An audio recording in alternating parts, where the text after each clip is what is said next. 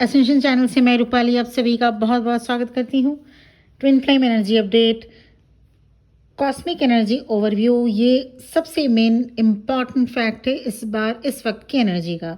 इस वक्त planet Venus जो अनकंडीशनल लव एंड हार्मनी का प्लैनेट है, और प्लैनेट नेपच्यून जो spiritual awakening and soul level intuition को गवर्न करता है, एक मिस्टिकल ट्राइन एस्पेक्ट में अलाइन हो रहे हैं ये दोनों प्लैनेट वीनस जिसे शुक्र ग्रह कहा जाता है और प्लैनेट नेपच्यून जिसे केतु के नाम से जाना जाता है। तो ये दोनों ही ग्रह अपने अपने जो उनकी जो पोजीशन है उसमें से निकलकर जो आपके इंट्यूशंस को एक गवर्न करेंगे, और एक प्लैनेट अनकंडीशनल लव के साथ हार्मनी का भी जो सामंजस्य है वो बैठाएगा। एक मिस्टिकल ट्राइन एस्पेक्ट में अलाइन हो रहा है। इसके साथ ही मून चंद्रमा इन पाइसेस मीन राशि में आपके इमोशनल एंड साइकिक सेंसिटिविटी को एम्पलीफाई करेगा। ये alignment heart centre vibration create कर रहा है जो ट्विन फ्लेम कनेक्शन के लिए ट्रांसफॉर्मेटिव होगा। ये एनर्जी हार्ट चक्र एंड थर्ड आई चक्र को साइमल्टेनियसली एक्टिवेट करेगा, जिससे आपको अपने ट्विन फ्लेम के साथ टेलीपैथिक या एनर्जेटिक कनेक्शन और ज़्यादा स्ट्रांगली फील हो सकता है। इसके साथ ही साथ कम्युनिकेशन आने के आसार बहुत अधिक हैं। अगर आप यूनियन फेज में हैं तो आपको अपने बॉन्ड में एक deeper sense of unity and mutual soul experience आप महसूस कर पाएंगे। और अगर आप सेपरेशन फेज में हैं तो ये दिन ये जो फेज है, ये जो पीरियड है, टाइम फ्रेम है, आपके लिए emotional healing, clarity and spiritual alignment का एक पावरफुल मौका होगा। यूनिवर्स आपको नंबर सिंक्रोनिसिटीज के थ्रू भी गाइड कर रहे हैं। बहुत सारे नंबर सिंक्रोनिसिटीज, ज़रूरी नहीं सबको एक जैसे ही नंबर सिंक्रोनिसिटीज हो। एंजल नंबर्स जैसे 111, 222, 717, 888 के अलावा भी आपको कुछ विविड ड्रीम्स या रैंडम साइंस, जैसे आपके ट्विन फ्लेम का नाम, उनका सरनेम, या आप जिस जगह से प्लेस जिस प्लेस से आपका और आपके पर्सन का सरोकार है वो भी आपको नज़र आ सकता है, दिख सकता है। शेयर्ड मेमोरीज़ का बार बार दिखना, ये भी हो सकता है कि आप शेयर्ड मेमोरीज़ जो शेयर किए हैं मेमोरीज़ कभी आप दोनों ने, वो बार बार याद आना या बार बार दिखना भी एक सिचुएशन ये भी क्रिएट होगी, और इससे आपको क्लैरिटी मिलेगी कि ये आपके साथ हो रहा है। इन साइंस को दिल से सुनना एंड उन पर ट्रस्ट करना ज़रूरी है, क्योंकि ये आपके सोल कॉन्ट्रैक्ट का हिस्सा है। Divine masculine and divine feminine dynamics में क्या चल रहा है थोड़ा देख लेते हैं।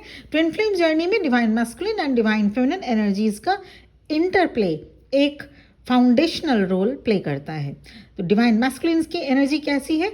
अभी डिवाइन मैस्कुलिन एनर्जी जो इस वक्त की एनर्जी है वो इंट्रोस्पेक्टिव एंड वल्नरेबल स्पेस में है। वो डिवाइन मैस्कुलिन्स काफ़ी सारे, कलेक्टिव में ज़्यादातर डिवाइन मैस्कुलिन्स इसी स्पेस में है। एक तरह से खुद को नेग्लेक्ट भी फील कर रहे हैं और अपने ही थॉट्स को फिर से रिप्ले कर रहे हैं, सोच विचार कर रहे हैं।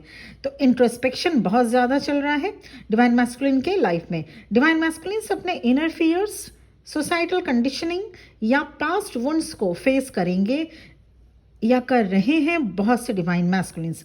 इस वक्त की कॉस्मिक एनर्जी उन्हें अपने ईगो ड्रिवन पैटर्न्स को रिलीज करना एंड हार्ट सेंटर्ड डिसीजंस लेने के लिए पुश कर रहा है।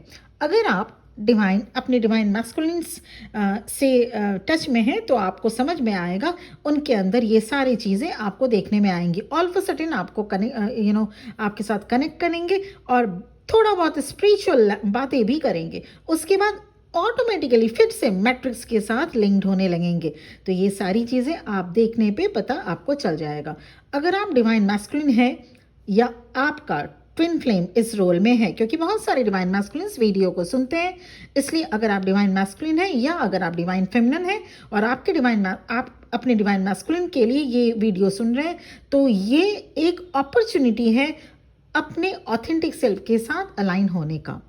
उन्हें अपने डिवाइन फेमिनिन की सडन रियलाइजेशंस या इमोशनल ब्रेक थ्रूज एक्सपीरियंस होगा, जो जो डिवाइन मैस्कुलिन के पेशेंस एंड सेल्फ कंपैशन के जो एक टेक्निक है, की जो एक बॉन्ड है उसके साथ डिवाइन मैस्कुलिन के लिए ये फेज को एक्सपीरियंस करना होगा, जो इस टाइम फ्रेम में, जैसे कि मैंने कहा, planet Venus, planet Neptune and obviously moon को, क्योंकि मून मन का कारक है, ये ध्यान में रखिएगा। तो अभी उनको सेल्फ कंपैशन, सेल्फ रियलाइजेशन और अचानक से सोल अवेकनिंग डिवाइन मैस्कुलिन की होगी। अब डिवाइन फेमिनिन की एनर्जी कैसी रहेगी? Divine feminine energy highly intuitive, radiant and divinely connected है अभी इस वक्त। आपको अपने इनर नोइंग के थ्रू या एक्सटर्नल साइंस के जरिए पावरफुल मैसेजेस मिल सकता है, मिल रहा भी है, जो आपके soul mission and twin flame connection के पर्पस से लिंक्ड होंगे। ये मैसेजेस ड्रीम्स, गट फीलिंग्स या इवन रैंडम कन्वर्जेशंस, जो आप अपने रैंडम कन्वर्जेशंस करते हैं लोगों के साथ, डिवाइन मैस्कुलिन के साथ हो सकता है, के फॉर्म में आपको मिल सकता है। डिवाइन फेमिनिन के लिए ये एक रिमाइंडर है कि अपनी फेमिनिन एनर्जी को एम्ब्रेस करें, लेकिन साथ ही इमोशनल बाउंड्रीज सेट करना बेहद ज़रूरी है अभी, ताकि आप अपने ट्विन फ्लेम के एनर्जी या एक्सटर्नल ट्रिगर्स से ओवरवेल्म्ड ना हो पाएं। चैलेंजेस भी हैं कुछ इस वक्त की एनर्जी में, challenges and how to navigate them, ये भी थोड़ा सा मैं आपको बताना चाहूँगी। इस वक्त की एनर्जी ज़बरदस्त है, लेकिन इसके साथ कुछ चैलेंजेस भी आ सकते हैं, खास तौर पर इमोशनल एंड रिलेशन डायनामिक्स के कॉन्टेक्स्ट में। ये पॉसिबल चैलेंजेस क्या हो सकते हैं एंड सॉल्यूशन क्या है, आइए जानते हैं। इमोशनल ट्रिगर्स, जी हाँ, ये आपको सामना करना पड़ सकता है। इमोशनल ट्रिगर्स अपने फैमिली से, वर्क एरिया से, या हो सकता है डिवाइन मैस्कुलिन से भी। तो आपके अनरिजॉल्व्ड वुंड्स या इनसिक्योरिटीज सरफेस में आ सकते हैं, स्पेशली अगर आप अपने ट्विन फ्लेम के साथ कम्युनिकेशन इश्यूज या मिसअंडरस्टैंडिंग फेस कर रहे हैं लगातार बार बार। तो ये ट्रिगर्स शायद आपको डाउट, फियर या सैडनेस के फॉर्म में दिखें। सोल्यूशन क्या है इसका? रिएक्टिव होने के बजाय एक स्टेप बैक लें और अपने इमोशंस को प्रोसेस करिए। देखिए ये ट्रिगर्स क्यों मिल रहा है, क्या रीज़न है, जो आपके फैमिली में से या कभी वर्क एरिया में या आपके डिवाइन मैस्कुलिन, ज़्यादातर डिवाइन मैस्कुलिन से ट्रिगर करते हैं, फैमिली में से भी ट्रिगर मिलता है। तो वो आपको देखना होगा क्यों ये ट्रिगर्स करते हैं, क्यों ये ट्रिगर मिलते हैं आपको लोगों से। तो इमीडिएट अटैक उन पर मत करिए, आप इसके बजाय एक स्टेप बैक लेके अपने इमोशंस को प्रोसेस करिए, जानिए इसका रीज़न क्यों हो रहा है आपके साथ ऐसा। Number 2 point, over thinking and lack of trust भी होगा इस वक्त डिवाइन फेमिनिन आपके साथ। सेपरेशन फेज में डिवाइन फेमिनिन या मैस्कुलिन दोनों को ओवर थिंकिंग का टेंडेंसी होता है। दोनों, ऐसी बात नहीं कि लैक ऑफ ट्रस्ट तो डिवाइन मैस्कुलिन के साथ रहता ही है, लेकिन इस फेज में lack of trust divine feminine के साथ भी होगा, खास तौर पर जब बात ट्विन फ्लेम के इंटेंशंस या फ्यूचर के हो, तो आपको ओवर थिंकिंग इस दौरान आप फेस करेंगे ही, क्योंकि मून अफेक्टेड है, मून एनर्जी इस वक्त। तो एंड ऑफ कोर्स जो नेपच्यून मैंने कहा, वो आपको एकदम से इनर वर्ल्ड में आपको ले जाएगी, जो कि एक तरह से एकदम आपके जैसे you just face upside down, एकदम से झकझोर दिए जाएंगे आप, और आपको over thinking and lack of trust feel होगा। लैक ऑफ ट्रस्ट लोगों के साथ, लैक ऑफ ट्रस्ट अपने डिवाइन मैस्कुलिन से भी, लैक ऑफ ट्रस्ट हो सकता है आपको खुद पर, अपने ऊपर ही विश्वास अब नहीं रहे, एंड ओवर थिंकिंग इस दौरान थोड़ा इफेक्टिवली रहेगा। तो इसका सॉल्यूशन क्या है? सॉल्यूशन यही है, यूनिवर्स पर ट्रस्ट करना, अपने जर्नी पर ट्रस्ट करना, आपके ऊपर खुद पर ट्रस्ट करना एंड डिवाइन मैस्कुलिन पर ट्रस्ट बनाए रखना। Third, energetic overload. इस वक्त की हाई वाइब्रेशनल एनर्जी आपको थोड़ा ओवरवेल्म फील कर सकती है, स्पेशली अगर आप इस जर्नी में न्यू हैं। तो क्राउन चक्रा में थोड़ा सा पेन रह सकता है, सिर में हल्का सा माइल्ड हेडेक हो सकता है, क्योंकि ये एनर्जी की ओवरलोड क्राउन चक्रा से ही होती है। सोल्यूशन क्या है? रेगुलर ग्राउंडिंग प्रैक्टिस करिए, जैसे बेयरफुट वॉकिंग ऑन ग्रास, या बेयरफुट अपने घर पे ही चलें, या ड्रिंकिंग प्लेंटी ऑफ वाटर, बहुत ढेर सारा पानी पिए, आपकी एनर्जी को स्टेबलाइज करेगा। ये याद रखें कि ये चैलेंजेस आपके ग्रोथ का हिस्सा है। ट्विन फ्लेम जर्नी में हर ऑब्स्टेकल्स एक लेसन है जो आपको अपने हायर सेल्फ की ओर और करीब ले जाता है। अगर आप अपने डिवाइन मैस्कुलिन से कनेक्टेड हैं, उन्हें भी ये प्रैक्टिस करने के लिए बोलिए, खूब पानी पीने के लिए बोलिए, और कहें थोड़ी देर के लिए ग्रास में बेयर फुट चले, या अपने घर में ही अगर ग्रास अवेलेबल नहीं है, अपने ही घर में जब वो टहलते चलते हों तो स्लीपर्स ना यूज़ करें, बेयर फुट नेकेड फुट चलें।